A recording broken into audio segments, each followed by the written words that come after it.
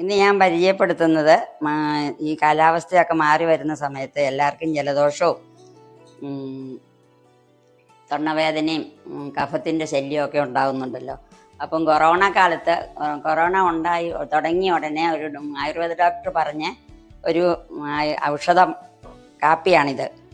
അതിന് അല്പം മഞ്ഞൾപ്പൊടി, കുരുമുളക് പൊടി, പച്ച ഇഞ്ചി ചതച്ചത് ചെറിയ കഷ്ണം, പിന്നെ കറുവാപ്പട്ടയുടെ ഇലയുണ്ട്, അത് കാരണം അതാണ് ഞാൻ എടുത്തിരിക്കുന്നത്. അതൊന്ന് കഴുകിയെടുക്കാം.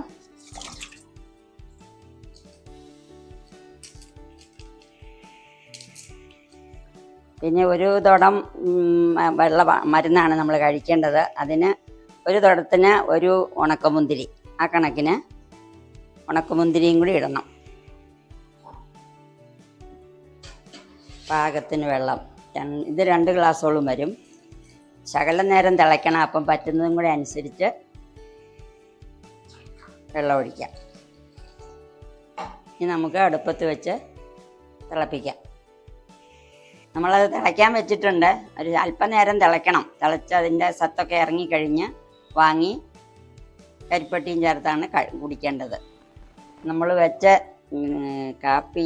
മരുന്ന് കാപ്പി തിളച്ച് വന്നിട്ടുണ്ട്. കുറച്ച് നേരം തിളച്ചാലേ അതിൻ്റെ ഗുണം ഇറങ്ങുള്ളൂ. ഇനി നമുക്ക് സ്റ്റൗ ഓഫ് ചെയ്ത് വാങ്ങാം. നമുക്ക് നമ്മുടെ മരുന്ന് കാപ്പിയെ അരിച്ചെടുക്കാം. അല്പം കരിപ്പട്ടിയും കൂടി ഇടുന്നത് നല്ലതാണ്. പിന്നെ മധുരം ഉപയോഗിക്കാൻ മേലാത്തവർ വെറുതെ കുടിച്ചാൽ മതി. നമ്മുടെ എന്ത് കാപ്പിയമ്മ ഇത്? മരുന്ന് കാപ്പി. ഇതിൻ്റെ അകത്ത് ഒരു കഷ്ണം പച്ച ഇഞ്ചി ചതച്ചതുണ്ട്, കുരുമുളക് പൊടി, പിന്നെ മഞ്ഞപ്പൊടി, കറുവായുടെ ഇല, കറുവാപ്പട്ട ആയാലും കുഴപ്പമില്ല, കറുവായുടെ ഇല, പിന്നെ ഉണക്കമുന്തിരി, പിന്നെ 5 കൂട്ടം. അതിനൊക്കെ അളവുണ്ടോ? അളവൊക്കെ പറഞ്ഞിട്ടുണ്ടോ? അളവ് ചെറുതായിട്ട് അത് ഞാൻ ഒരു തുടത്തിന് ഇത്ര എന്നുള്ള കണക്കിന് ചേർക്കാറേ ഉള്ളൂ. ഒരു ഗ്ലാസ് ഇത്ര ഒരു തുടം എടുക്കുന്നതിന് ഒരു ഉണക്കമുന്തിരി വേണം.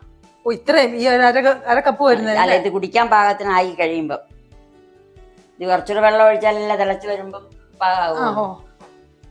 ഇതിന് ഒരു ഉണക്കമുന്തിരി. ഇത്രയും കുടിക്കാറാവുന്ന പരിവ് എടുക്കണമെങ്കിൽ ഒരു ഉണക്കം. ഏതാണ്ട് ഒരു 3/4 കപ്പ് വെള്ളം എടുത്തു കഴിഞ്ഞാൽ അരക്കപ്പ് ആവും. 3/4 കപ്പിന് അരക്കപ്പ് ആക്കുന്നതിന് ഒരു ഉണക്കമുന്തിരി. ഒരാൾക്ക് ഒരു ഉണക്കമുന്തിരി. ഒന്ന് കൂടെ കുഴപ്പമുണ്ടോ? ഒന്ന് മതി, അത് മതി. മധുരം ഇട്ടിട്ടുണ്ട് അല്ലേ?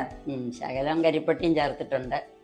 ഈ ജലദോഷം ചുമയൊക്കെ ജലദോഷത്തിനും തൊണ്ടവേദനയ്ക്കും ഇങ്ങേറ്റം കൊറോണയ വരെ വരാതെ ഇരിക്കും എന്നാണ് അന്ന് ഡോക്ടർ പറഞ്ഞത്.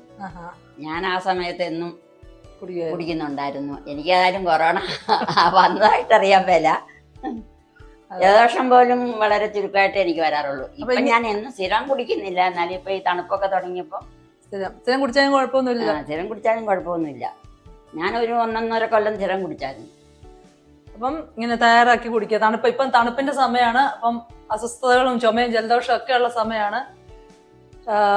അമ്മ ഇങ്ങനെ ഒരു കാപ്പി ഉണ്ടാക്കുമെന്ന് പറഞ്ഞപ്പോഴേക്കും പ്രിയ ചേച്ചി, ഞാൻ ആ വീഡിയോക്കകത്തൊക്കെ ചെയ്തിട്ടുള്ള ഡൽഹിയിലുള്ള, അപ്പൊ അവർക്കും കുടിക്കാവുന്നതാണോ എന്നൊക്കെ പറയണം എന്നൊക്കെ എന്നോട് പറഞ്ഞായിരുന്നു.